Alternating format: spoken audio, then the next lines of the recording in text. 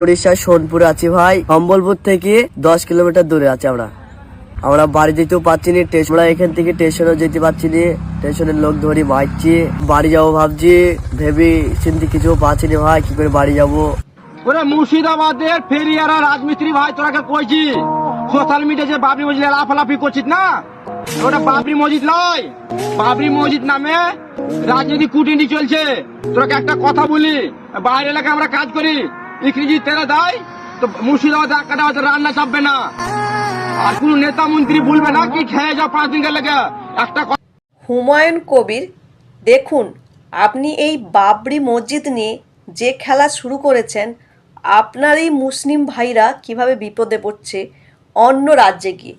এরা বাড়ি ফিরতে পারছে না, কেউ স্টেশনে মার খাচ্ছে, কাউকে তো মেরে বাড়ি পাঠিয়েই দিয়েছে। বুঝতে পারছেন তো? আপনি রাজনৈতিকভাবে জানি না করছেন কি না, কিন্তু আপনি যেটা শুরু করেছেন সেটার ফল কিন্তু পুরো পশ্চিমবঙ্গবাসীকে ভুগতে হচ্ছে বাংলা কথা বলার জন্য। কারণ এই বাবরি মসজিদের জন্যই কিন্তু ওরা ভুগছে, ওরা নিজের মুখেই কিন্তু বলছে। তাছাড়া এই যে বাংলাদেশে যে ঘটনাটা ঘটলো, দীপু চন্দ্র দাসকে যেভাবে পিটিয়ে মেরে জ্বালিয়ে দিল, তা কিন্তু পুরো বিশ্ব দেখেছে। আর সেটা কিন্তু এখন সেই প্রভাব পড়ছে, কারণ একজন হিন্দু বলে তাকে যেভাবে পুড়িয়ে মারলো, এবার যেখানে হিন্দু বেশি সেখানে কিন্তু কিছু মৌলবাদী হিন্দু, কিন্তু উগ্র মৌলবাদী হিন্দু আছে। কারণ প্রত্যেকটা ধর্মে তো কিছু উগ্র লোক থাকে, এবং এরা কিন্তু এইভাবে নৃশংসভাবে কিন্তু বাংলা কথা বলার জন্যই ফেরিওয়ালা থেকে শুরু করে, তারপরে কেউ হচ্ছে রাজমিস্ত্রির কাজ করে, রাতে ভিতে গিয়ে চা দোকানে, রাস্তার মধ্যে, স্টেশনে একদম আধার কার্ড দেখেও ছাড় দিচ্ছে না। তাই বলছি, আপনি যা করছেন একটু ভেবেচিন্তে করুন।